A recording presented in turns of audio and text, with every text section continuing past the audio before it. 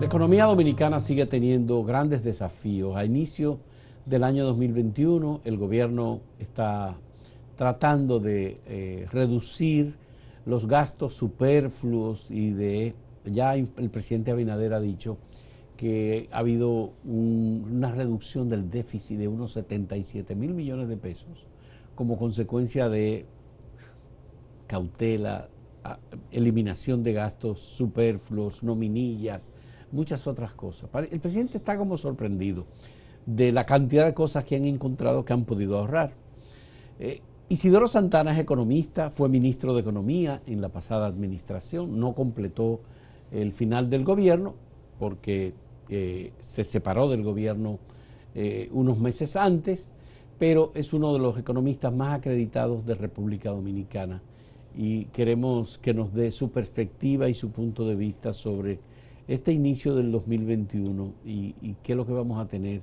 Algunos organismos internacionales hablan de un crecimiento importante de la economía dominicana en el 2021. ¿Cómo vamos, Isidoro? ¿Cómo tú ves inicio de año complicado ya? No hay duda de que, primero, el año 2020 fue un año terrible, no solo por el problema del riesgo a la enfermedad, de la enfermedad y las muertes y el temor de la gente, sino además por la crisis económica que se generó, una crisis económica que nunca visto desde que se llevan cuentas nacionales en el mundo, ¿verdad? porque global. Ni siquiera la Gran Depresión de los años 30 llegó a estos niveles, básicamente porque no se extendió al mundo entero. No. La Gran Depresión de los años 30, de 1929, el crack, afectó fundamentalmente la economía norteamericana. Sí, también a Europa, Pero Europa fue más la consecuencia de la Segunda Guerra Mundial y la expansión del nazismo y el fascismo como un elemento que destruyó prácticamente Europa y hubo que crear desde Estados Unidos un plan Marshall. Sí. Pero esto es global, Isidoro. Sí. Una crisis de carácter mundial, así, que afecte a prácticamente todos los países, eso no se había visto incluso nunca que se recuerde. La fiebre española de 1918, que fue una epidemia que mató a más de 60 millones de personas, no se expandió por el mundo de la manera en que se ha expandido el COVID-19. Claro que en ese tiempo era mucho más difícil moverse de un país a otro. Sí. Por lo pronto no existía esta cantidad de viajes en avión, no. De hecho, el avión creo que ni siquiera, por lo menos las líneas aéreas comerciales no existían. Sí. Y era mucho más lento cualquier proceso de propagación por el mundo, mucho más lento. Y eso hizo, además, la economía mundial no estaba tan integrada como está ahora y no se transmitían las crisis económicas tampoco de un lugar a otro. ¿No? Pero ahora hay, Isidoro, un factor importante. Primero está el tema de la globalidad y del imperio, digamos, debilitado. Hay nuevos esquemas, hay opciones, países, regiones, grupos económicos y países que se han unido como Unión Europea, por ejemplo.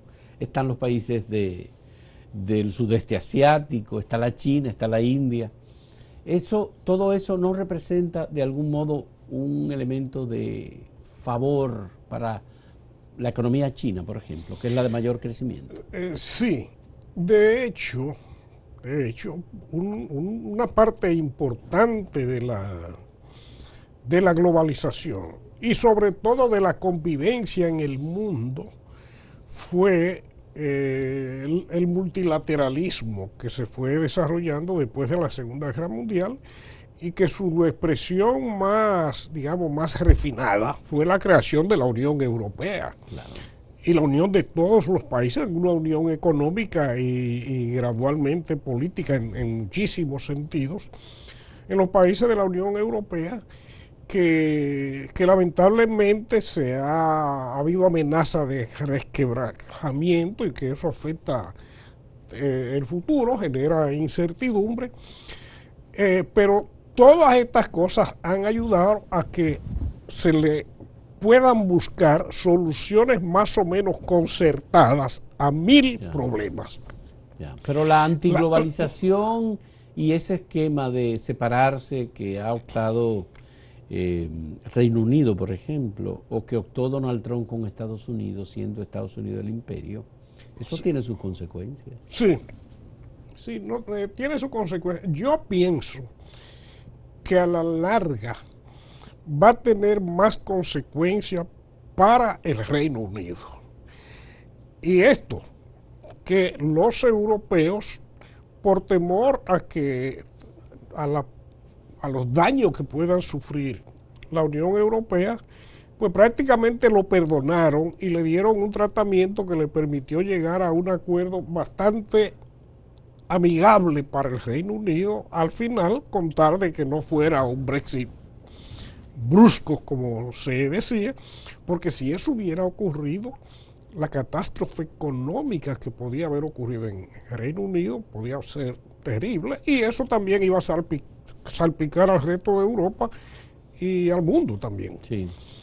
Pero al permitírsele mantener un acuerdo de libre comercio muy amplia, pues eso va a permitir que muchísimas empresas que fueron instaladas en Inglaterra para abastecer el mercado europeo, empresas japonesas, chinas, de la propia Europa, de Estados Unidos, y que ya estaban preparándose para salir de Inglaterra y mudarse a la Europa continental, pues más o menos eso les permite que sigan operando desde el Reino Unido y va a facilitar que sea mucho más suave el Brexit. ese Ahora, nosotros, República Dominicana, en ese contexto de cambio, de turbulencia, de surgimiento de un nuevo poder mundial, como el caso de China, y consolidación de Unión Europea,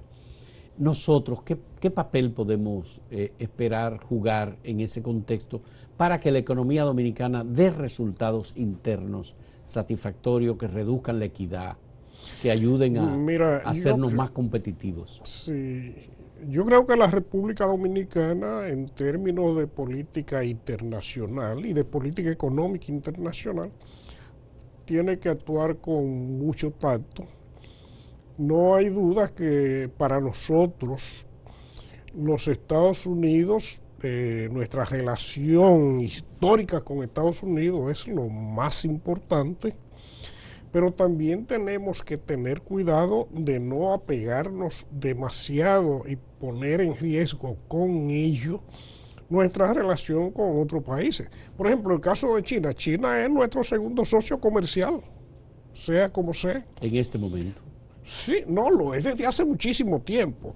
No porque exportemos... Aún cuando no teníamos relaciones diplomáticas, sí, exacto, con ellos. No porque exportemos mucho, sino porque importamos mucho de allá.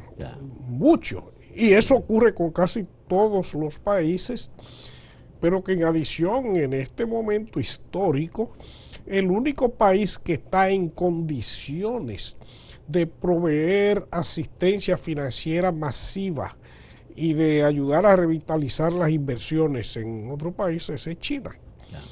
Estados Unidos ahora mismo, aunque quisiera, no está en muchas condiciones. ¿Te parece entonces un error del gobierno dominicano limitar la inversión china en algunos sectores estratégicos? Yo creo que eso es un error, pero bueno, al fin de cuentas el presidente tendrá sus razones, es el jefe de la política internacional, tomó esas decisiones. Pero no hay duda de que eso nos aleja del país que, sea como sea, va a ser la mayor potencia del mundo más tarde que temprano, más temprano que tarde. China acaba de configurar un cuadro en el que su crecimiento es superior 20 veces al del grupo G7. Sí. Y eso, obviamente, que representa un cambio importantísimo en términos de la geopolítica y la economía global. Ahora bien, Estados Unidos mantuvo una posición de pugnacidad con China y presionó a República Dominicana. Sí. Y la pasada administración resistió. Esta administración parece que fue más flexible, la de Luis Abinader. ¿Cómo tú ves nuestra decisión respecto de las presiones de Estados Unidos? ¿Va a cambiar con Joe Biden eso como presidente? Aparentemente no. No mucho, aunque quizás más diplomático. Estados Unidos eligió una guerra comercial, intentó una guerra fría. Alguna gente habla de guerra fría como el propio presidente, a pesar de que no se parece en nada a lo que era una guerra fría como la que se mantenía con la Unión Soviética, sino más bien una guerra comercial. Eso sí, no hay duda. Insistió mucho. Estados Unidos pagó muy caro eso, porque la economía de Estados Unidos sufrió mucho como consecuencia de esa política de Donald Trump, porque cayeron las exportaciones de una inmensa cantidad de productos que se vendían en China, de productos principalmente de origen primario, que se vendían en China, algunos también industriales. Las importaciones estadounidenses de productos chinos disminuyeron algo, pero lo que ocurrió fue a la larga fue que el déficit comercial que se quería conjurar, lo que hizo fue que aumentó. Y eso produjo, porque todas estas cosas, uno las dice así, la gente a veces no entiende, pero eso es disminución de ingresos para mucha gente, desempleo y pobreza, sobre todo para... Especialmente productores agrícolas de Estados Unidos, de la soya, el maíz, que son productos a los cuales Estados Unidos le vendía a China. Exactamente, y entonces muchos productores en esos lugares quebraron o vieron disminuir significativamente sus niveles de ingresos. Eso afectó la economía de los Estados Unidos. Vamos a hacer una primera pausa, Isidoro. En un momento retornamos y hablamos de las cosas de aquí, que de realmente... la República Dominicana. En un momento retornamos.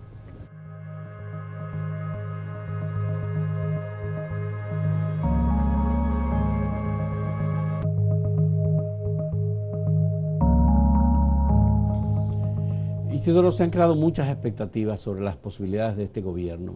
Primero, por una reforma fiscal. Segundo, por la reducción del gasto público. Y en tercer lugar, porque son muchas las desigualdades que hay y que el gobierno va a tener que mantener los programas sociales de emergencia. Sí.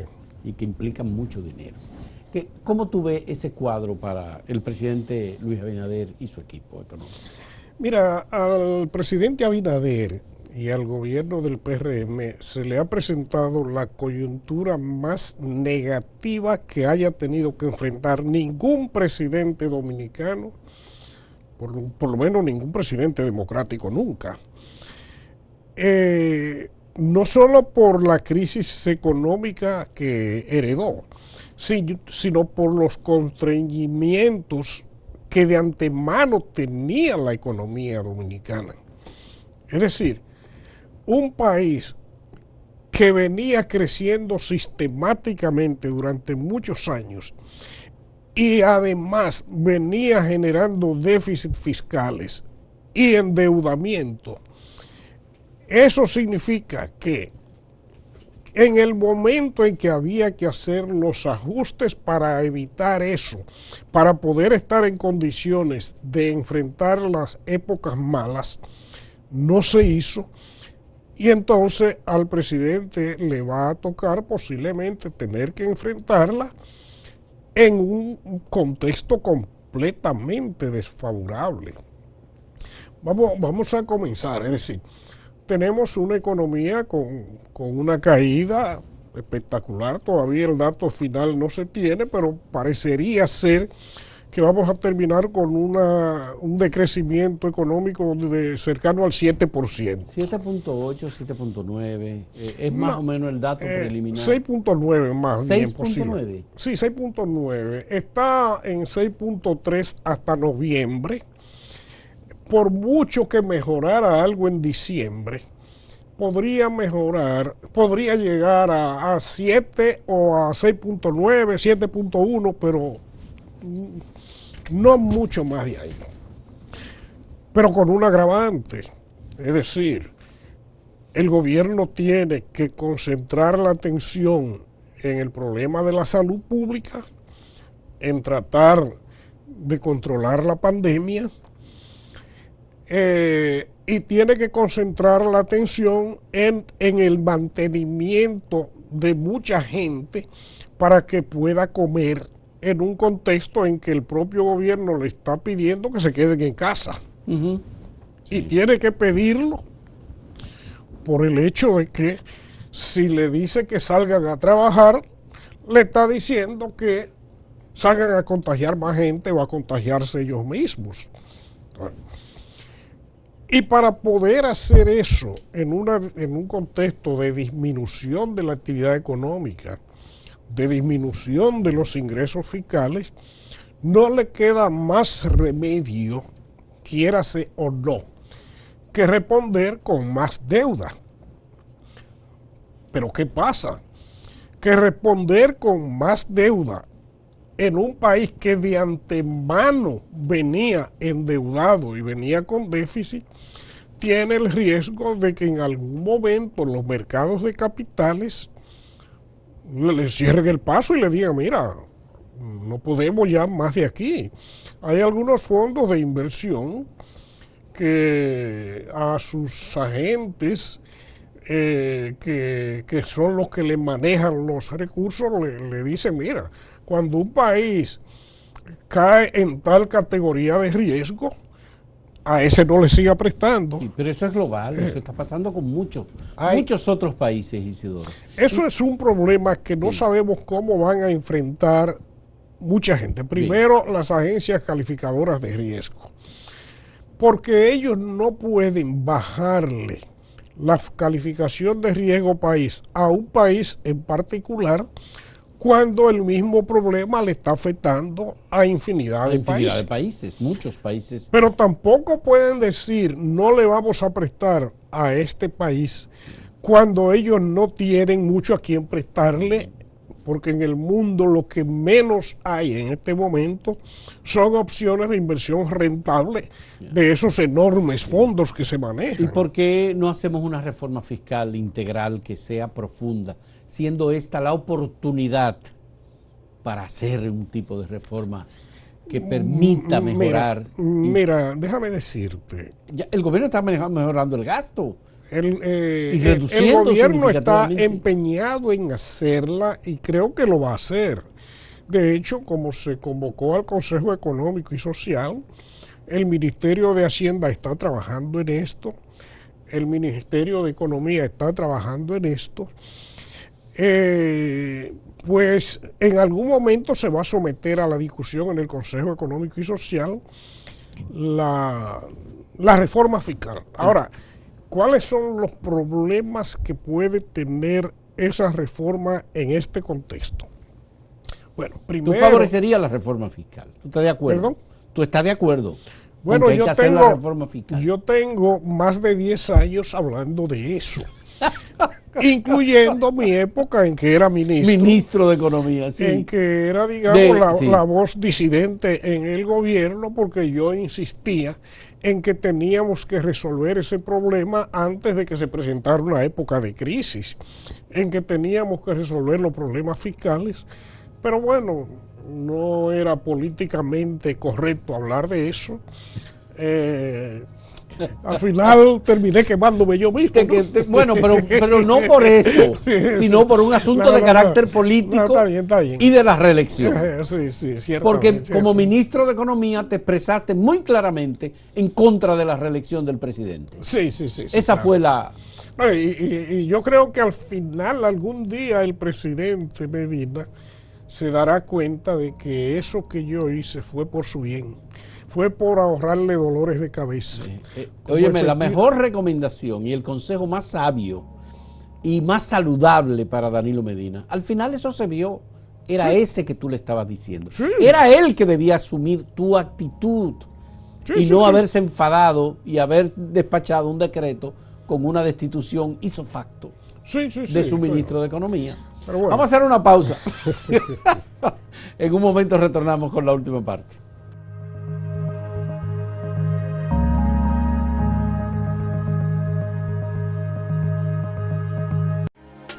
Somos Grupo Acento, acento.com.do y Acento TV. Hacemos contenido informativo y de entretenimiento con la mayor calidad posible. Con tu colaboración, podremos continuar con nuestra labor en el periodismo independiente. Puedes apoyarnos sumándote como un miembro exclusivo de nuestra plataforma. Solo tienes que ir al botón de unirse, que está justo al lado del de suscribirse, y ahí se desplegará la lista de colaboraciones. Puedes optar por la colaboración plata, por $9.99 mensuales. A cambio, tendrás insignias especiales en el chat y acceso anticipado a nuestros videos.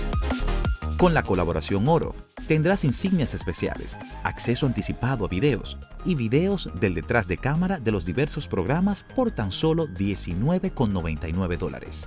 Con la colaboración Platinum, por $29.99, tendrás todos los beneficios de los niveles anteriores, más mención de tu canal en la descripción de nuestros videos y al final de cada video. Puedes cancelar tu colaboración en cualquier momento. Contamos contigo. Somos Grupo Acento y junto a ti seguiremos haciendo la diferencia.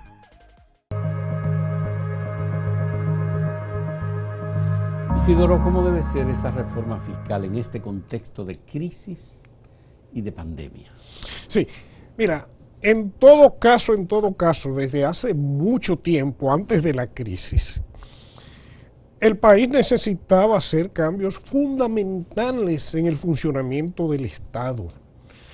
Y eso significaba devolverle, eso incluso está escrito en el informe de Attali. De Jacques Attali. De Jacques sí. Attali. Sí.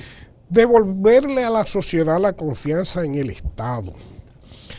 De que la gente estuviera dispuesta a apoyar el Estado y que quisiera financiarlo porque entienden que ese es su Estado y que vale la pena pagarle los impuestos porque a cambio la sociedad confía en lo que se le va a prestar.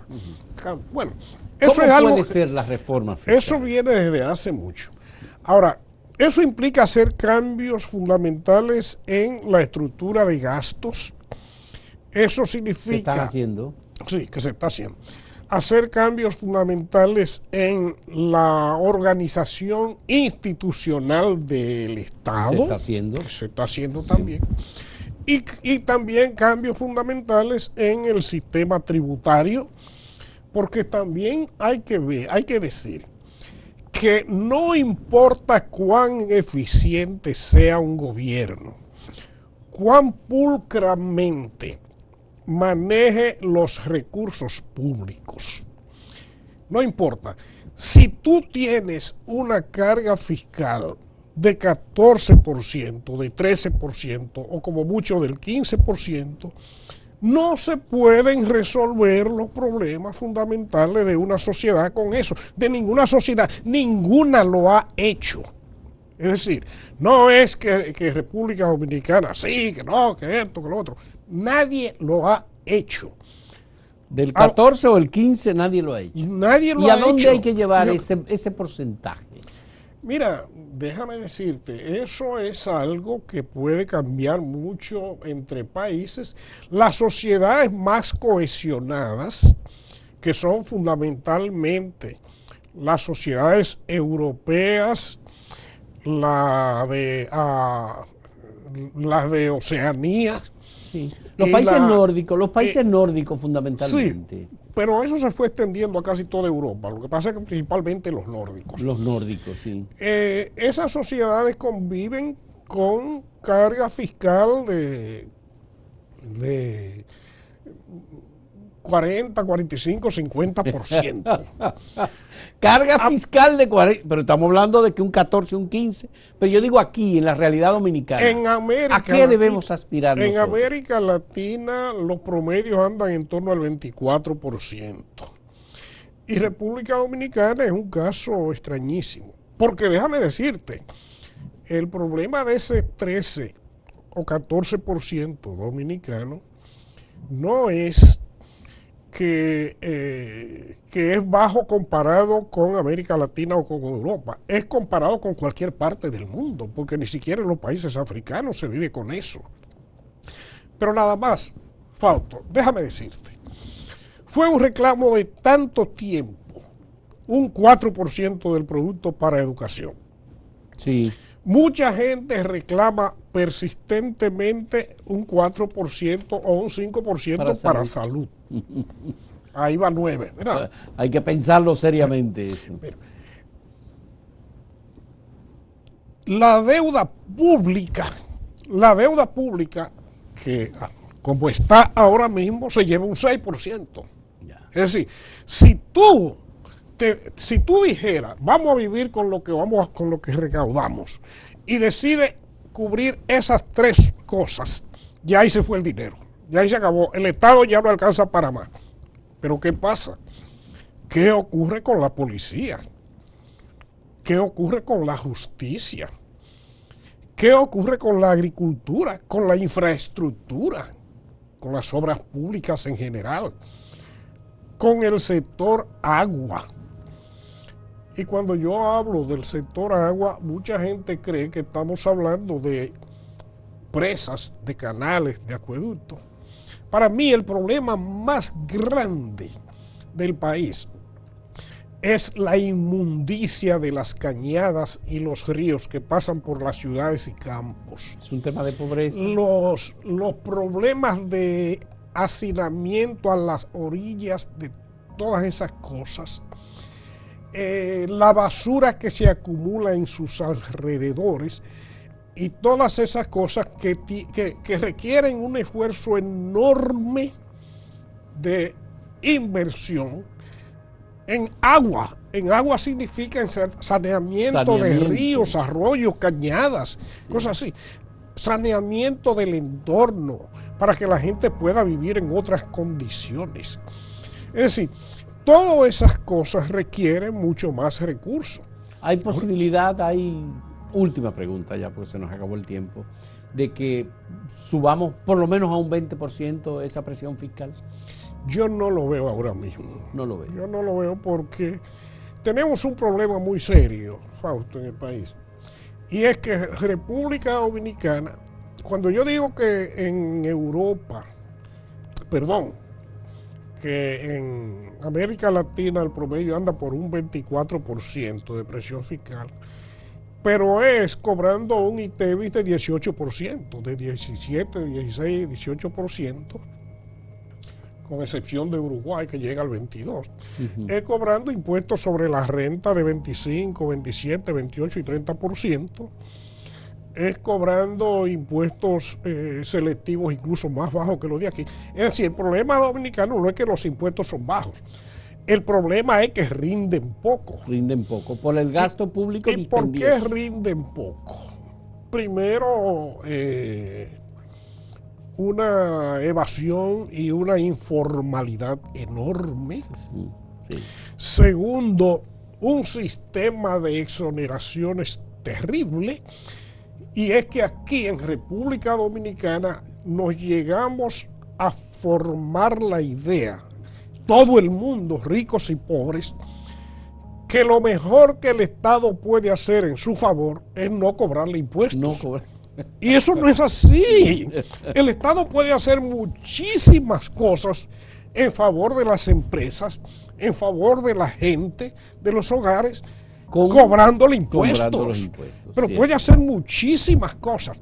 Y ahora, con esa cultura, pues es muy difícil para un político, para un funcionario, venderle a la gente la idea de que hay que quitar las exoneraciones. Los cambios de comportamiento, de cultura, de conducta de los ciudadanos se llevan mucho más tiempo. Sí, exactamente. Y eso obviamente va a requerir de un compromiso mayor de la sociedad dominicana. Muchas gracias a Isidoro Santana. Qué bueno tener una conversación con Isidoro, economista, conocedor muy bien de la estructura económica y del comportamiento de la sociedad dominicana, que fue ministro de Economía y que sigue siendo uno de los interesantes y intelectuales de la economía de República Dominicana. Isidoro, gracias. Un placer. Muchas gracias, un placer. Y a ustedes, muchas gracias por la compañía.